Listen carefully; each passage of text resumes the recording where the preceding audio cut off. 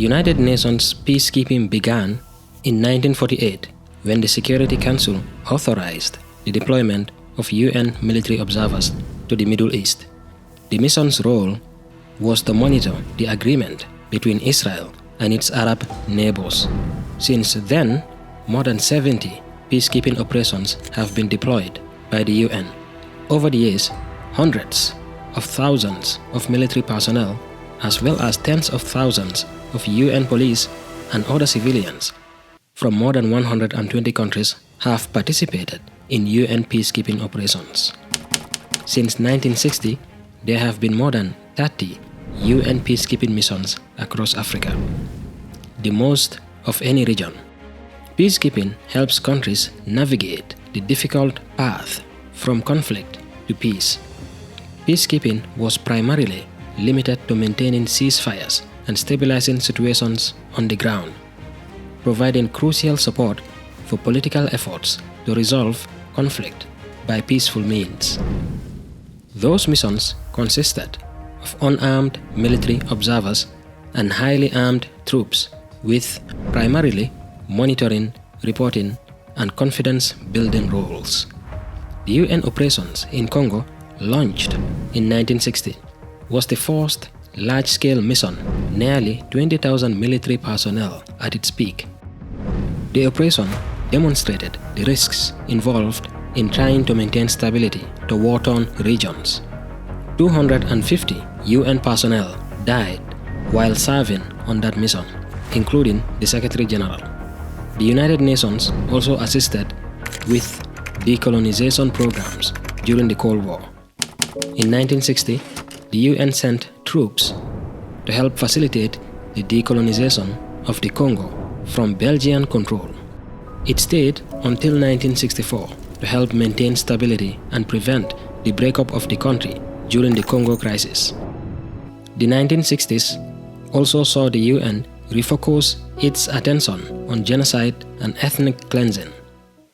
The civil war in Rwanda saw occasions of widespread atrocities and ethnic violence being committed.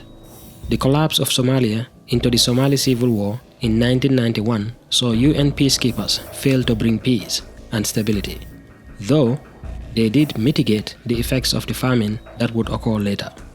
The First Liberian Civil War resulted in the authorization of UN peacekeepers in September 1993 to assist and supervise the troops of the Economic Community of West African States, also known as ECOWAS, which had intervened militarily at the request of the Liberian government to oversee the maintenance of the peace agreement in the nation.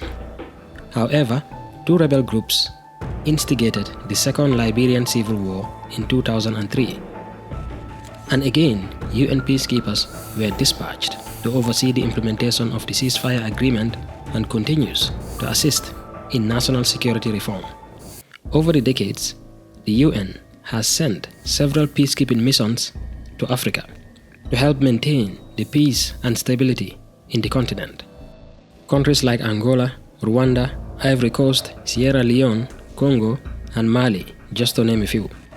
Africa has seen its fair share of civil war and overthrowing of governments, and so the UN peacekeeping missions are very important. In general, people in Africa were very supportive of UN peacekeeping missions because it gave them a safety net, since their presence alone could prevent attacks from happening in the area. Well, at least that is what they thought. Despite the presence of UN peacekeepers in Mali, the number of terror attacks in Mali steadily increased, as did the number of Malayans joining the insurgent groups. The UN's mandate in Mali is due to expire on the 30th of June 2023. The UN Secretary General had recommended expanding their stay in Mali for another year. However, the Malayan Foreign Minister, Abdoulaye Diouf, rejected this, saying the UN force had failed to respond effectively to security challenges. UN commanders have complained that the Malayan government has often interfered with their operations. Civilians in Mali held protests requesting that the UN peacekeepers leave the country. The foreign minister also accused the UN of making serious allegations which are detrimental to peace, reconciliation, and natural cohesion in Mali. In May, the UN released a report alleging that during an anti-jihadist operation in central Mali in March of 2022, the Malian army troops and foreign mercenaries killed 500 civilians. Then, the United Nations Security Council voted to withdraw the peacekeepers over the next 6 months, ending their operations in the country. After weeks of deadly protests against the UN peacekeeping missions in Congo, the UN spokesman has declared that their presence is unwanted in the Congolese territory. However, that wasn't enough to appease the furious Congolese. They are demanding that the entire UN mission immediately leave their country. In just 1 week, at least 36 people, including 4 UN peacekeepers and police personnel, died during anti-UN protests in the eastern cities of Goma and Butembo in Congo. Massacres of civilians are common, and the number of people displaced by the conflict is in the millions.